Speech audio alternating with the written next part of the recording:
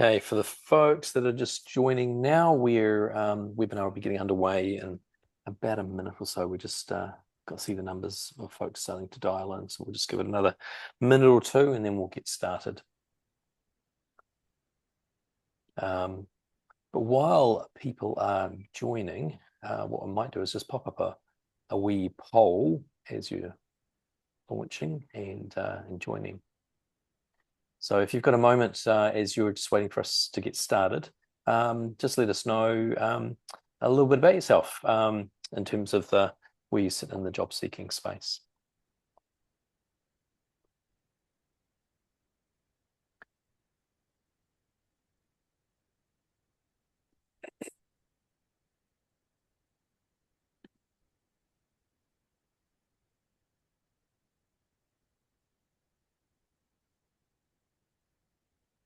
We've got a few more rolling in, so we'll just give it another 30 seconds or so, and then we'll get underway.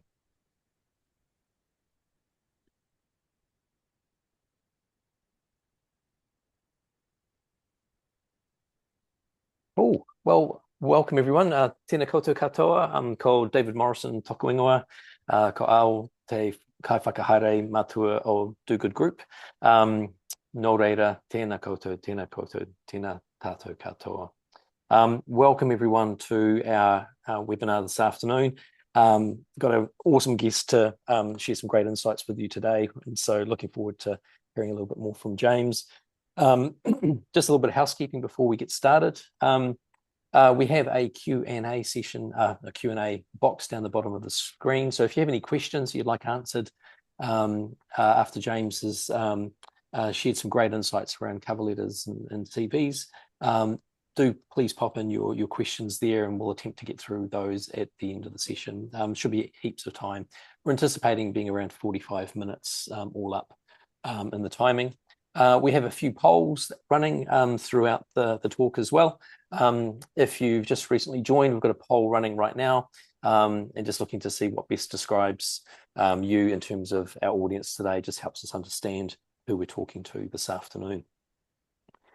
But first of all, I'd like to really just do a little welcome from myself. So I lead Do Good Jobs, which is part of the Do Good Group, and with Arwen Han here as well. We're a key part of the face of Do Good Jobs here in New Zealand, and it's it's our privilege and joy to be bringing James here to share some of his insights and expertise with you today.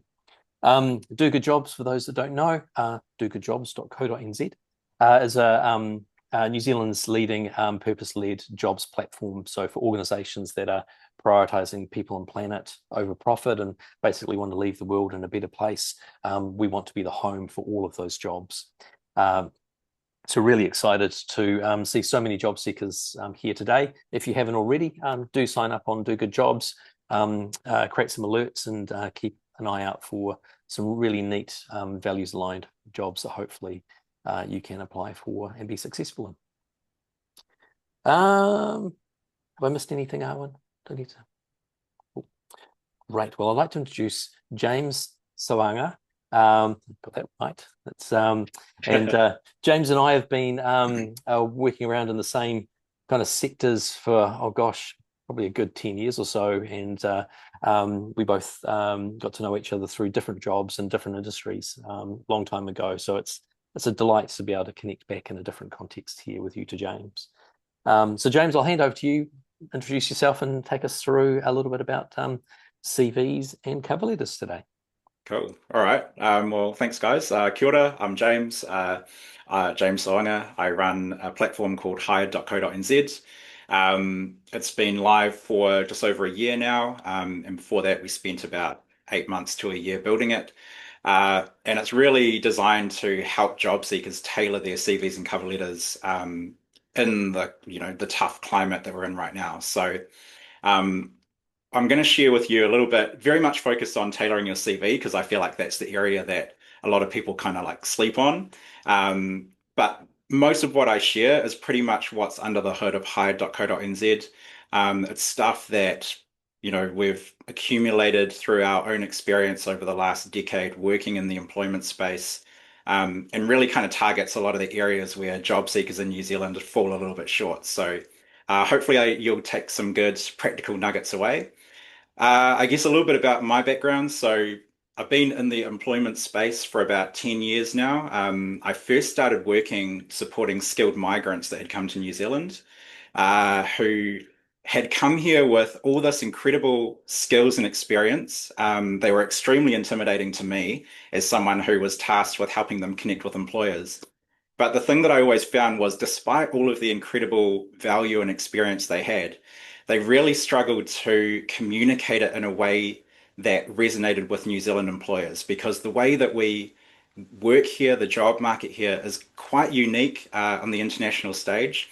And it's a little bit hard to navigate. And that also translates for New Zealanders because a lot of the information that we get around how to apply for jobs is from an international context. So hopefully I'll be able to share a little bit with you today that you can apply straight away in your job search. And yeah, I'll just share my screen. So,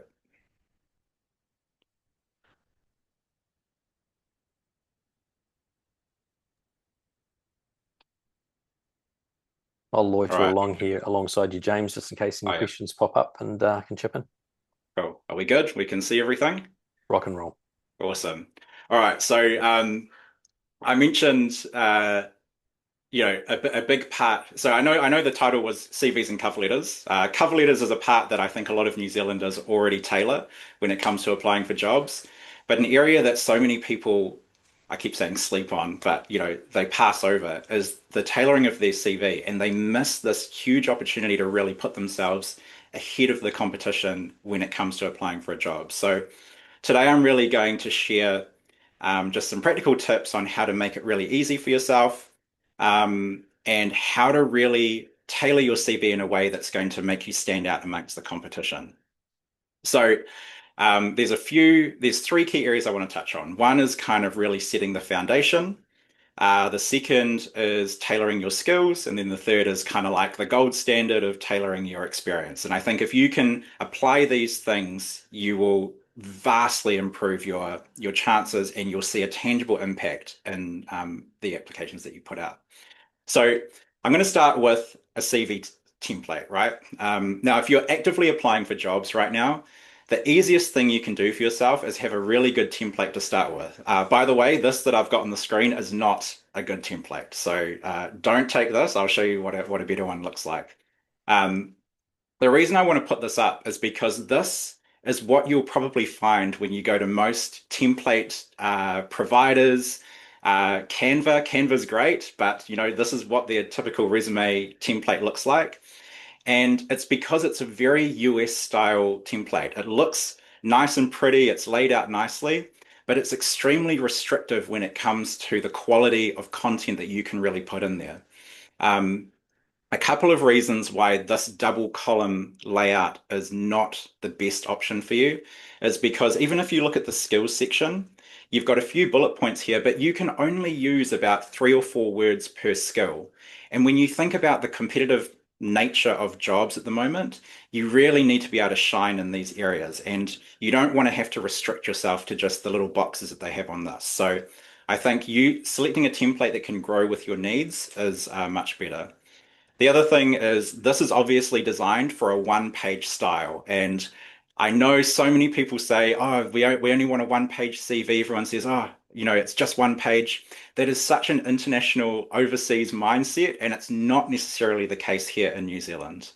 Um, by the way, everything I share with you is definitely based on what we've learned over the last decade working in this space, based on what we see, but everyone has their own preferences and tastes. So, take it as you want. Hey, so James, how long is a long CV? When is it too long? If a one page Okay, is too short? so probably for context, gosh, don't shoot me on this. The longest CVs that we produce with hired.co.nz, the longest ones are 4 pages, and that's quite a long CV. Um, Now, I do have to say, if for me, the length of the CV is a little bit irrelevant. The main thing is that every single word that you put in your CV is relevant to the role you're applying to. Because you could have a short CV that's full of absolute crap that means nothing, So even then, one page is too much because it's just irrelevant. So I wouldn't focus too much on the length more on the quality of the content that you're putting in the CV. So, but I'll kind of hint to that as we go forward a little bit more. But yeah, definitely you don't want to go too long. Um, so yeah, so choose a different template, not this one. The other thing is, whether your application is going to be read by a human or a computer or both. A lot of them go through applicant tracking systems where they will scan the text from a CV. And when you've got a CV like this, the text is not always extracted in the right order, and you just want to remove those chances of not being selected on the shortlist. So having a good template will really work. So all you have to do is just change from a two-column layout to a single column layout.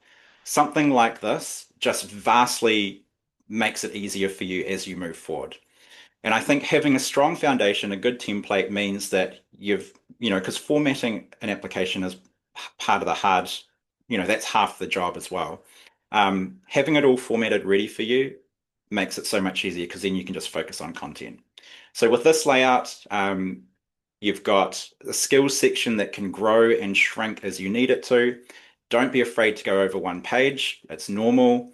Um, and it just sets you up for a good flow. So that's the main thing that I would start off with is have a really good template. I will share one out with David, or you can flick me an email. I'm happy to send through a template or so that we use on hired.co.nz.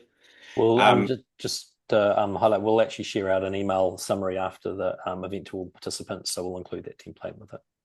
cool, cool. Awesome. So setting a strong foundation is the first part. Now, all of what I'm going to talk about comes back to tailoring your CV, purely because it's one of the areas that throughout all the years that I've worked in this space, people just don't do it. A lot of New Zealanders don't do it, or they do it very lazily, and it costs them opportunities. You're already putting so much effort into an application, you might as well do it right. Um, so when I think about an untailored CV, I think about you, it's like you putting out a menu to all these employers and saying, this is what I've got on offer. You either like it or you don't, take it or leave it, as opposed to really looking at a job and understanding, okay, I know what you're looking for, and this is why I'm suited and excited for this opportunity. So really putting in the time to do it will make a huge difference. So I'm going to pull back that CV that we started with for Aroha.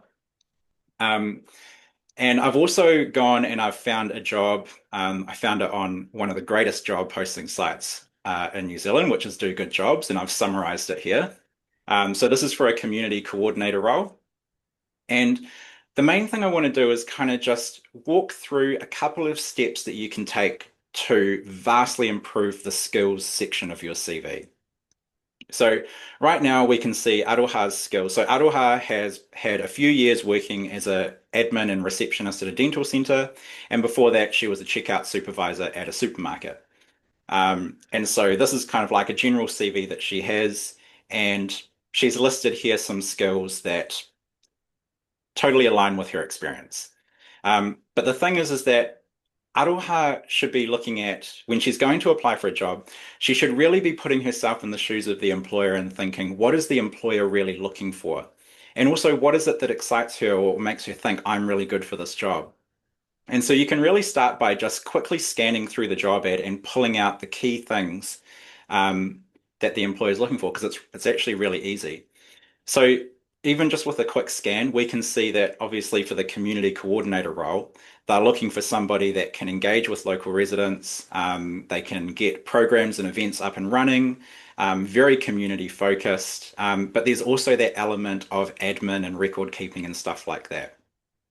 So even knowing that that is exactly what the employer is looking for means that, okay, well, we can tailor our skills to align with this job.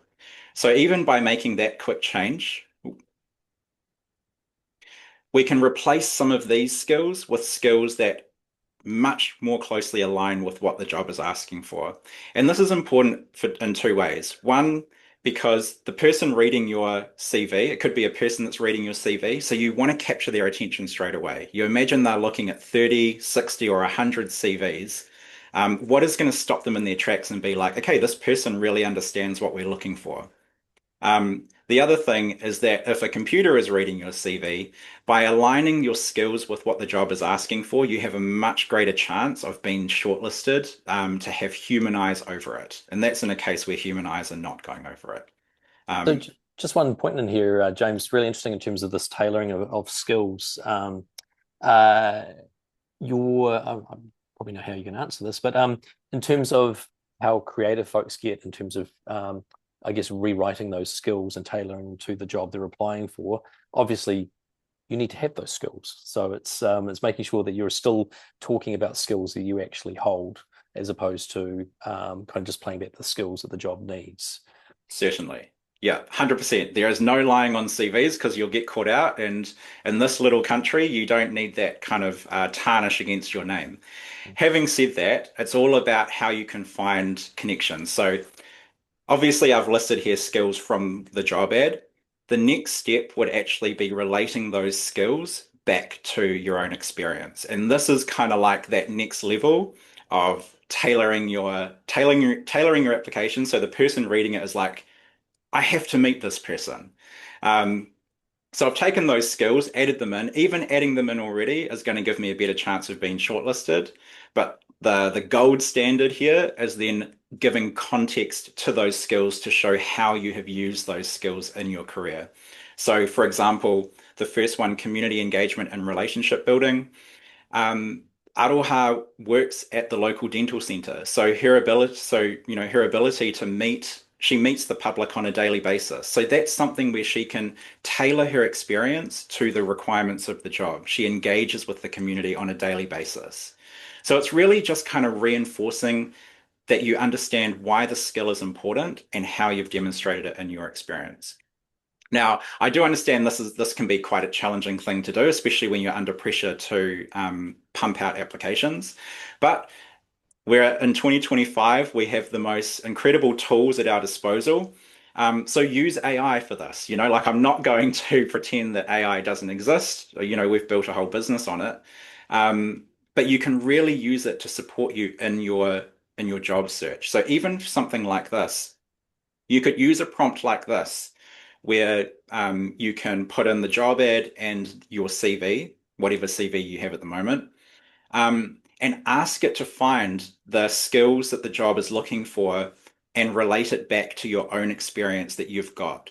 And the reason why I love AI in this way is because the biggest thing that I've seen in New Zealanders applying for jobs is our own inhibiting beliefs of ourselves. We put ourselves in a box and we think, I'm only good, I spend all day working in a spreadsheet, so that is what I do. That's all I'm good at. When the reality is you have so much to offer, but we don't realize it and see it for ourselves. And going through this process with AI, one, it helps you with your applications, but it shows you actually this is why you have these skills. You're not lying by saying that you have them. It's kind of highlighting to the point to say, hey, you have actually done this in a way, and it's up to you to see it and realize that yourself. And that's why, this is how we work in hired.co.nz. The greatest thing is when you give someone a CV or someone gets a CV and you see that smile on their face when they realize that they're reading about themselves from somebody else's perspective and somebody else is saying back to them, this is why you're valuable. Because that is the biggest challenge that I think we face as New Zealanders. We are so humble, and we put ourselves in our own box. We have so much more to offer than we give ourselves credit for. It's a really interesting point, James, around putting ourselves into our own box. I was at a conference a couple of weeks ago and listening to Shamil, the economist, talking about the number of people that are actually transitioning. It's like half of all people hunting for work right now are actually transitioning industries. And if you've got this kind of limiting self-belief in terms of, the box that you fit in, then the way you actually present yourself could be quite a big limiting factor if you're looking to target roles in different industries, I'm guessing. Absolutely. I'm sure we have all had the experience of finding a job online or someone saying, "Hey, you should apply for this job." And we think, "Oh, nah, I don't meet what they're looking for." Or, "Oh, I can't do that." When the reality is you actually probably can. You can do so much more than what you see in yourself. But I'll talk about that in the next part, which is obviously tailoring your experience. Um, Now, so obviously we've spoken about skills. Tailoring your skills will already vastly improve your chances of your CV being shortlisted. It's an opportunity for you to highlight the value that you add. The I keep talking about different standards. The platinum standard, the thing that most New Zealanders don't do is tailor their experience. I think we've all been in that situation where we go to submit an application, we write a cover letter for a job, and then we just attach whatever CV we've got lying around. And if we did tailor our CV, it's very unlikely that we made it all the way down to our work experience and changed the way that we wrote about our work experience. But again, this is a change that you can make straight away that is vastly going to improve your chances of being shortlisted for the job that you really want. Um, so when it comes to experience, I've had so many conversations with people who say that one of their previous jobs is not relevant. They say, oh, that job is not relevant for this job that I'm applying for. And my personal view is that there is no such thing as irrelevant experience. It really comes down to how you communicate it. I think back to some of the first jobs that I ever had. They were the toughest jobs. And I think now, I think, man, I wouldn't be able to do those jobs. I don't have that in me anymore. But those were the jobs where they probably feel the most irrelevant, but that's where you gain the most transferable skills, your resilience, all that stuff that you carry with you through your career. It really just comes down to how you talk about it. If you're working in a fast food restaurant, you're not your responsibility or your skill is not just cooking burgers to perfection. It's working in what I would imagine would be a much harder environment than most corporate office places these days. It's how you can relate that back to the role. Mm. So going back to the CV, again, I'm just going to use that example that we had before. So I've taken the first job entry for Aroha. This is her role as an admin and receptionist with Diamond Dental. Again, this is just what was on that template, that double column template, because that's all that could fit. Um, and we're going to look at how we can tailor this for the community coordinator job. Now, here on the left, I feel is a prime example of what we all do, or so many of us do or have done, which is we list out the responsibilities of our job in a very matter-of-fact way. I worked in Excel every day, so my responsibility was working in Excel. Um, all these things that are very job specific. And now, David, you mentioned earlier around people shifting careers and changing into different sectors. Mm. Um, this is the time to really think about beyond the very job specific and technical aspects of your job that you've got right now. What are all the other things that you do that you are responsible for that can be applied in different ways? And again, this is where tailoring really comes into it. We already know that the community coordinator role on the right has a strong focus on community engagement. There are elements here like admin and managing, relationships and stuff like that, but there leaves a lot to be desired from the CV on the left. You think about if 60 other applicants are going for the same role, they probably have some kind of similar experience to you. Why would a hiring manager stop and select you as one of the two or three that they're going to interview out of the pile of 60 that look quite similar? You've really got to put yourself in that perspective if you really want to get a good outcome. And again, it's really just about looking at your experience and thinking, okay, what was I actually doing in this role that is relevant to this role that I'm really excited about? Community engagement.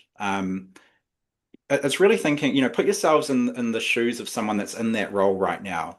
What is a day of the what does a day in the life of someone in a community coordinator look like?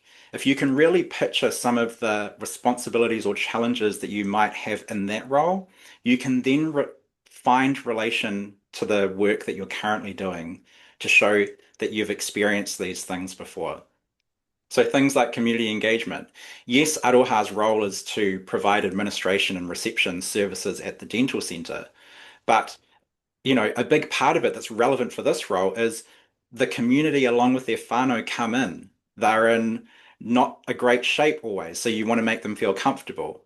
So these are the things that are actually relevant to the community coordinator role. They don't distract from Aroha's role as a receptionist or administrator, but they amplify the areas where this stuff is really relevant to the job that she's trying to apply for. And it allows the hiring manager to really see, okay, this person has dealt with similar types of experiences that they're going to be up against in this role. Um, I want to meet this person. I really thought about it. It's just really going the extra mile. So again, you can use AI for that. I will try to put a prompt together to send out with the pack afterwards. I didn't quite get around to doing the prompt for this one because it's a little bit more complex.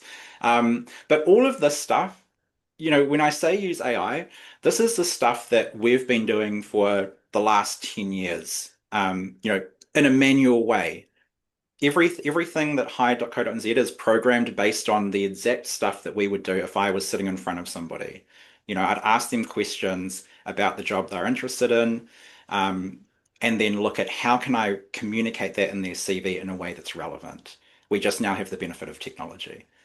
Just to jump in there a little bit, James. So you've mentioned the use of AI a few times, and I'll come back and loop again on just from the employer perspective. But what are some tips around the use of AI and making sure that your own authentic voice and personality still comes through? Because when we ran a webinar with Kirsty from McLaren a couple of weeks ago, one of the things that she's seeing is that so many CVs and cover letters that are coming in are all looking exactly the same and following the same patterns because effectively AI is a great big pattern machine that just generates things to the average. So how do people kind of use AI effectively but still maintain that kind of unique voice? What are some tips and tricks you've got there? Yeah, do you know, this is the hardest thing when it comes to job applications because unlike emails, you can be forgiving when you make a mistake. And it's almost nice seeing a mistake in an email or a LinkedIn post because it feels more authentic in this world of AI content. Um, when I think about AI, I think, well, when you're doing your applications, you want to put it across in your own authentic voice. Does it replicate, is it how you would communicate yourself? Um, I think AI is really great for help as a thought partner, like really helping you dissect a job. Even, I mean, far out the confidence that I gain from having conversations with AI, reinforcing or kind of battling down my own self-disbeliefs, is hugely valuable. And kind of going back to that example before, you plug in your own experience, and AI can give you suggestions on why you have the skills or where you can find that stuff. So I think using AI in a way to give you the confidence to put yourself forward and also help you kind of tailor in this way. What are the areas that you should focus on? I'm not a huge fan, or I wouldn't necessarily say just copy straight out of ChatGPT and paste it into your CV because there's obviously we've got New Zealand English that we use. There are certain types of words that are extremely big giveaways. I mean, we put a lot of programming into the back of Hide.co.nz to kind of counteract that. But even as more and more models become more advanced, we're constantly trying to like refine it further to how do we remove a lot of those nuances. So it is a bit challenging. And I think it's still important to try and do things in your cover letter and CV that still kind of allow your own personality to come through, because that's something that AI won't be able to present you in the best possible light. So yeah, certainly using AI to get you that kind of structure, but I guess just using some of your own language, and this can be pretty important as well. Yeah, I mean, the way that we use it in hire.co.nz to produce a single CV, we make about 150 different calls it's a bit technical, but it's not just a prompt to AI. It's hundreds of individual pieces that are then stitched together. Um, because it purely is just following the own process that I would take if I was sitting in front of somebody without AI. AI just enables us to scale it because I really believe the output is only as good as what you're asking it for. You need to know what you're asking it for, and therefore you need to know what makes for a good CV, because otherwise you're going to get one that looks like everyone else. I've just got quite a few questions coming through. I might just grab a couple of them because of the area we're at right now, James. So one of them is around this. There's a couple of questions related to you've got a skills section and you've got an experience section, and if you're expanding out under the experience section, kind of application of those skills, why have the skills section at all? So probably help explain the difference between those two and the level to which you suggest repeating skills or within that experience piece. Yeah. I mean, you definitely don't want to be too, you don't want to duplicate stuff, ideally at all, or at least not too much. Skills section, to be honest, I think out of just, it's what we've always done, which I know is always a terrible answer to any question. But I think about typical formats that employers expect CVs to come in, the different sections they expect to see. We've always had skills section on our CV.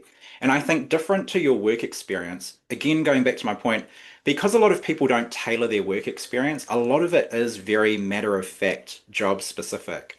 And skills are really your ability to say at a kind of a higher level, I see what the job is asking for, and these are the skills that I have to offer that align with what you're looking for. So just to Um, play that back, so it's almost like saying skills, this is the embodiment of all of the skills that I have as an individual. These are the things that I can do. And then within each of the roles, this was the application of some of those skills in the experience within that role. yeah, I guess skills is more um, aligning to the job ad, right? Mhm. So, or what you have to offer, exactly what you said. Yeah. Experience is more, okay, this is my description of what my job was. What I'm saying in this is when you're thinking about your description of what your job was, try to make it relevant to the job you're applying for. A lot of Mhm. people don't go to that extent. Yeah. Yeah. So I hope that's somewhat helpful.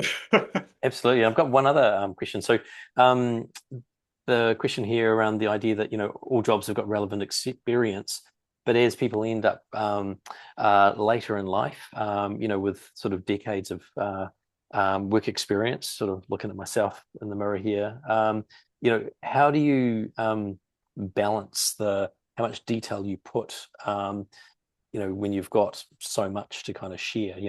How far back do you go in your work history? And then also, do you need to put the same level of detail into every single role in your work history, or do you have some roles at the end that you kind of go more detail on request, or are there some other tips that you can provide? Yes, excellent question. So rightly or wrongly, you have to exercise judgment here, right? Because New Zealand, every person has bias in their minds. So you got to think about what do you want to share here. When it comes to how far back to go, where hired.co.nz will put a maximum of 6 jobs on your CV. So if you've had more than 6 jobs, it won't put any more than 6. That's just the way it's been programmed. And as we do go further back, so the first jobs will have 5 responsibilities that we talk to and achievements.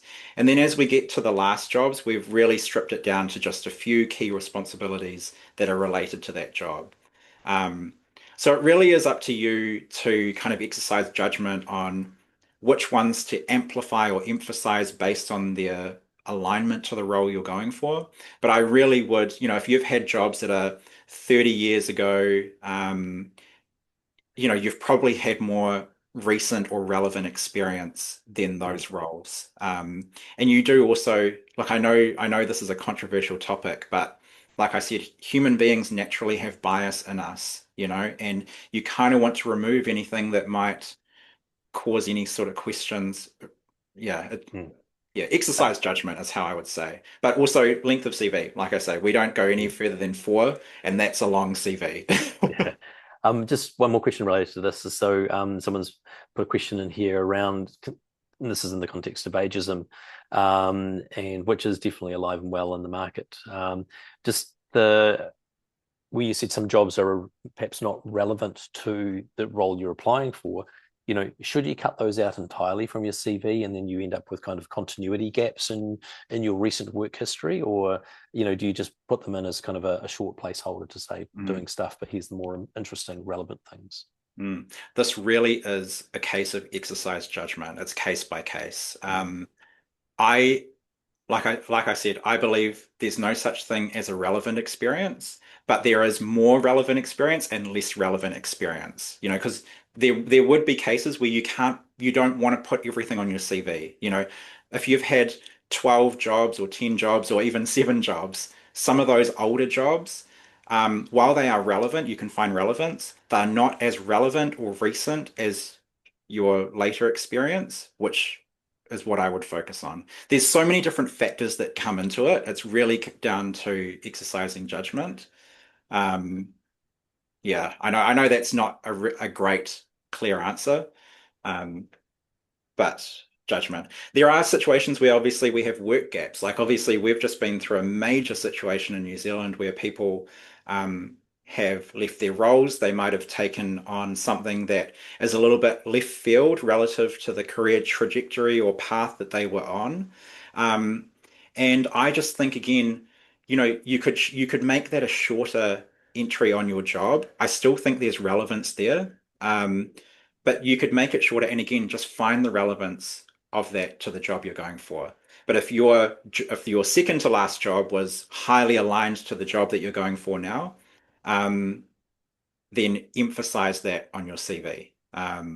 Or you decide whether you want to remove whatever you've been doing recently if you've got enough experience behind you where it's really not going to make an impact on you. Because I think in a lot of cases people are really afraid of gaps in their CV, but I think, you can afford to take a year out if you've got a really good history behind you, and slot back in.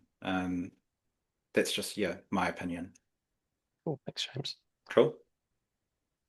Um, all right, should I should I keep Oh, going? keep going. We've got a Yeah, yeah. bunch of questions piling up, which we'll come back to shortly. Yeah, okay, cool.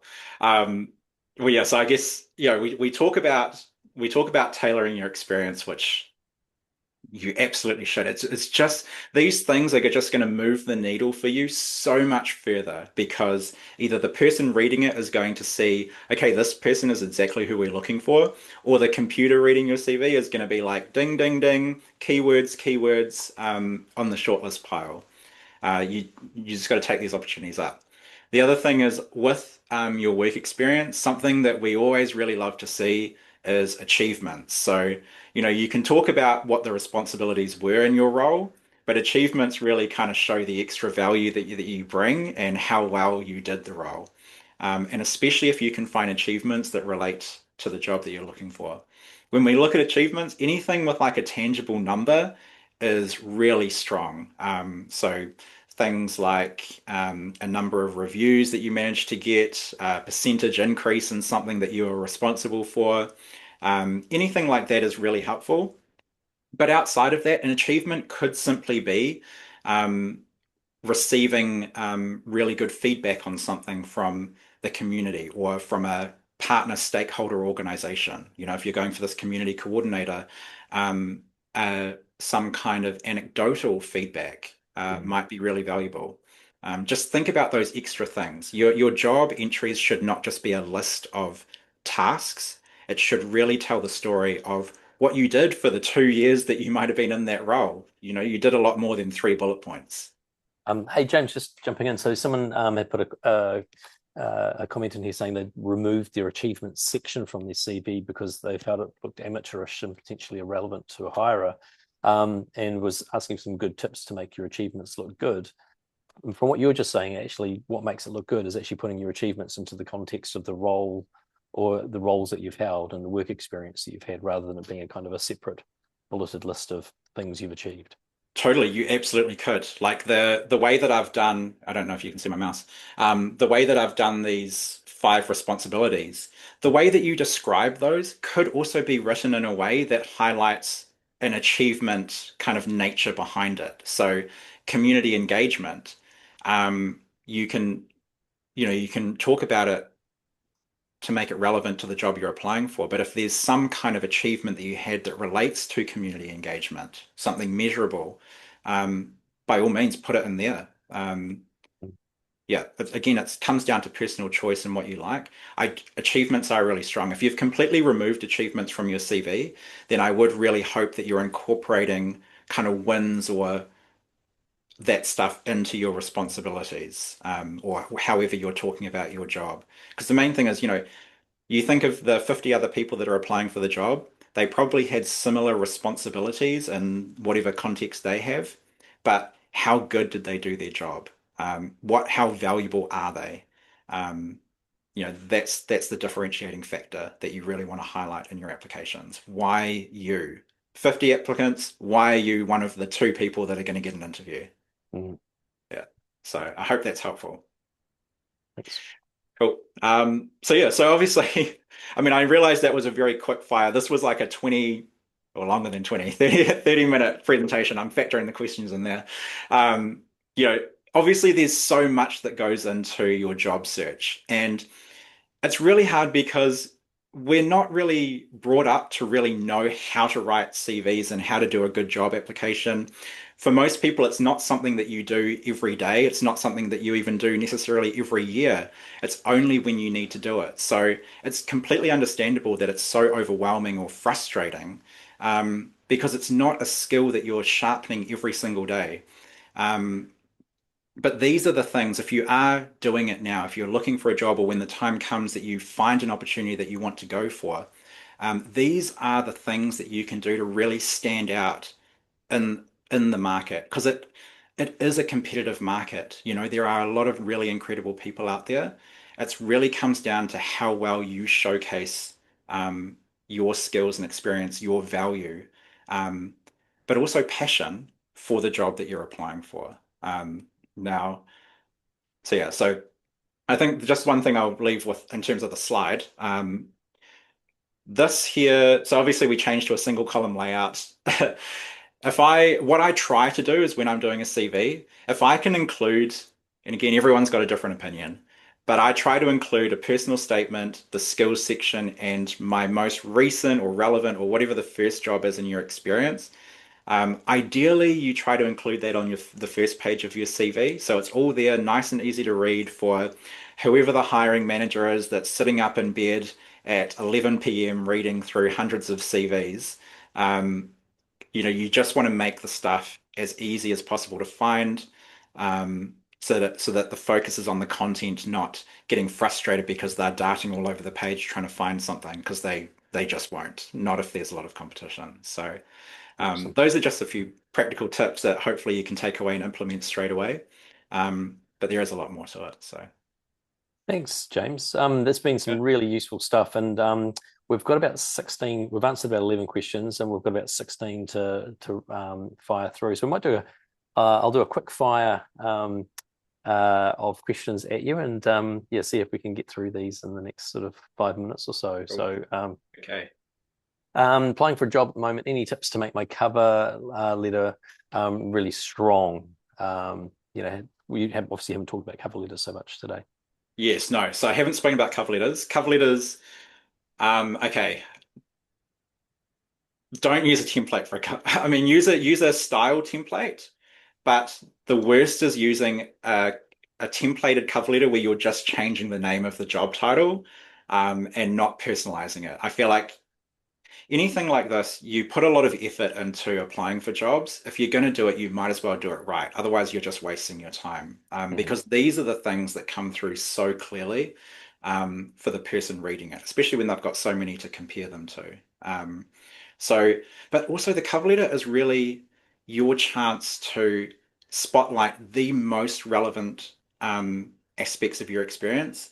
But I think more importantly is your passion and enthusiasm for why you're applying for this role in the first place. Mhm. We probably skim over the fact that if you're looking for jobs, you should really try to find jobs that actually excite you, that have some kind of meaningful impact, that relates to your own values, because it's so much easier to get enthusiastic and passionate in your writing when you're genuinely passionate about it, instead of Mhm. thinking, I've got five more applications to write today.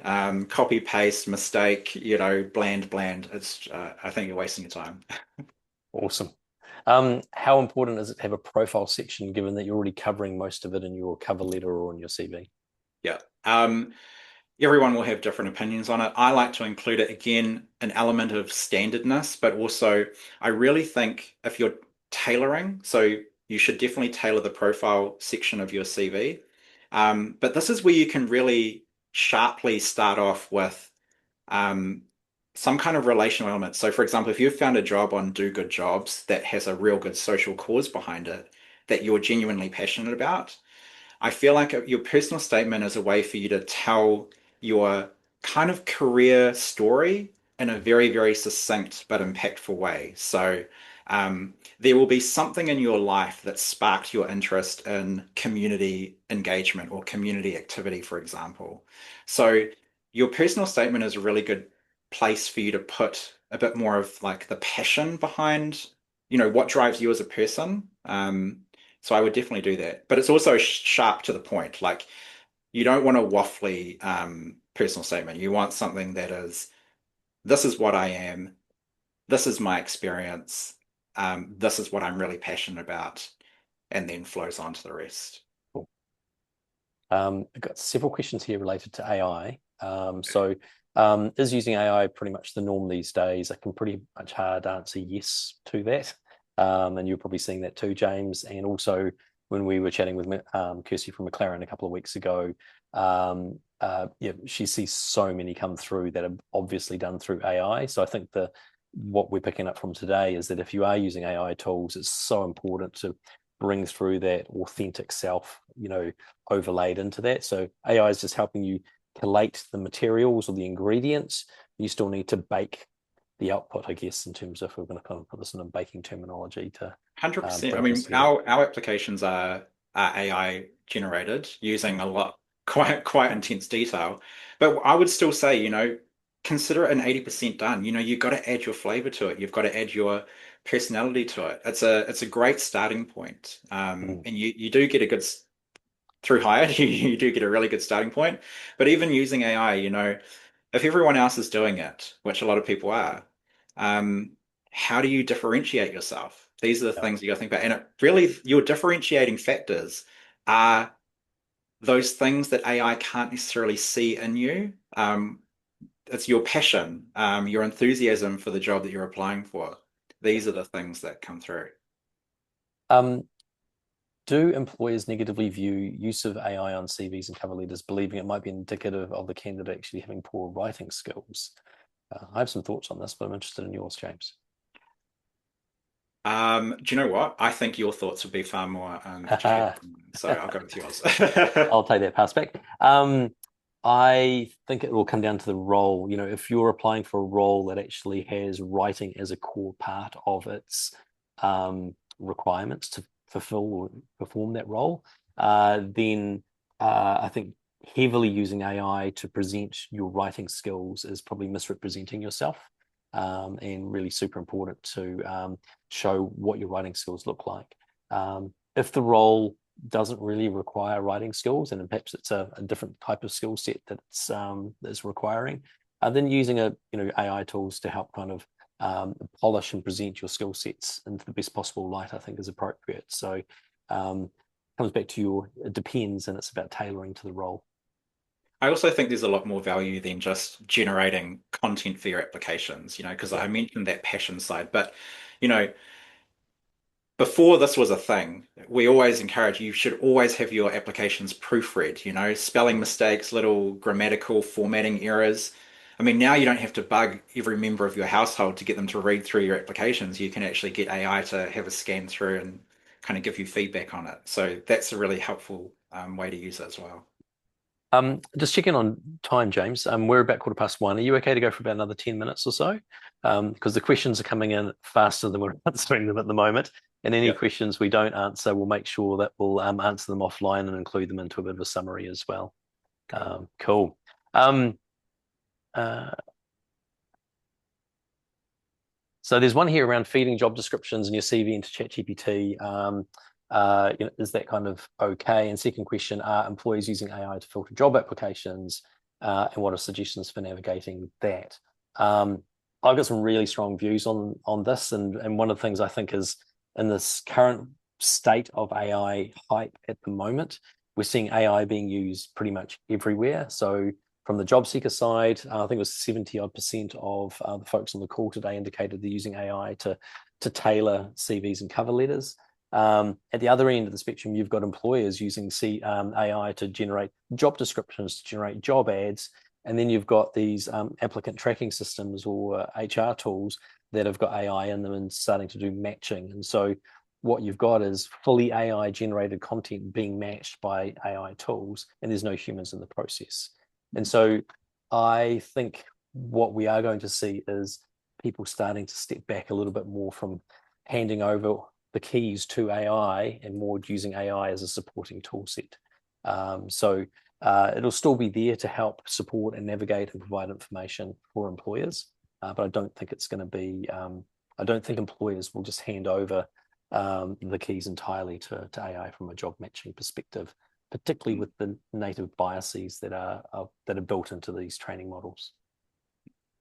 I think to steer that down a completely random and different path is Cool. the benefit that we have of being in New Zealand.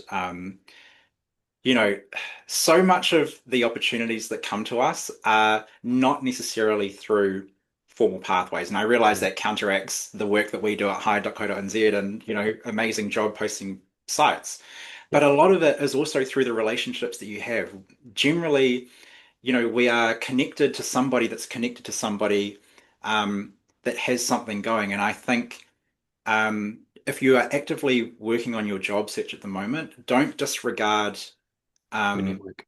your network Mm. for the sake of just trying to pump out applications. There is a good balance because you've still got to go through a formal process. Um, but yeah, use those networks as well. Don't just limit yourself to submitting applications constantly every day. I've also a tactic I've used in the past is even doing research and then calling up an employer to learn more about them or to learn more about the role and go, hey, look, I'm thinking about applying for this role. Can I ask a couple of quick questions before I do? And that way you can kind of answer yourself in or out quite quickly. And if you choose to put yourself forward for that, then you've also done something different from probably 90% of the other applicants in terms of actually making direct contact. Yeah. They may not be appropriate for all roles, but there's certainly ways that you can kind of find ways to stand out. We don't like disappointing people. We don't like saying no. So Yeah, yeah, if you ask someone a question or you ask someone to help you out with something, generally they'll say yes here. absolutely. Um, Really quick one. I have a career highlights section in my CV. Thoughts? Yeah, I'm not opposed to it. I think it comes down to as long as you're not duplicating. I think, space, although we don't have to restrict ourselves to one page, every word is kind of special. You got to kind of make the most of the space. You don't want to bore somebody with repetitive stuff. I have Mm, seen a lot of career summaries that start right at the top, and then the next part is that exact same list but with more detail. Um, Again, everyone's got a different opinion on it. I do sometimes see that as duplication. So I think as long as the extra section is adding more value and not yeah, duplicating, then it's fine. cool. My question would probably be why are you doing? Why do you feel the need to do it? But Yeah, everyone is different. yeah, absolutely. Would you advise using values alignment with the job? And I feel both of us probably have some pretty strong views on that. Values alignment as in like your passion Y- for. Yeah, I mean, basically, I not can't fully is yeah, I'm interpreting the question here, but there's an element of I guess should you apply for jobs that align to your values? And my short answer is absolutely, because the jobs that are going to be more fulfilling and more likely going to engage you day to day in the long term. 100%. And like I said earlier, it's so much easier to one, write an application, a good cover letter when you're genuinely excited and passionate about something. The Hmm. other thing is when you go for a job interview, you know, when you can show the enthusiasm for what it is that you're talking about, or you can connect with somebody on a shared value or goal or something that you're both passionate about. I mean, these are all part of the job search, but it comes down to relationships and yeah, so definitely focus on that. That's your differentiating factor, I feel, as Yeah. opposed to everyone that's just firing off applications multiple times a day. Totally. We are not going to get through all of these questions today. So Yeah. what we will do is we'll probably do a couple more to finish off with.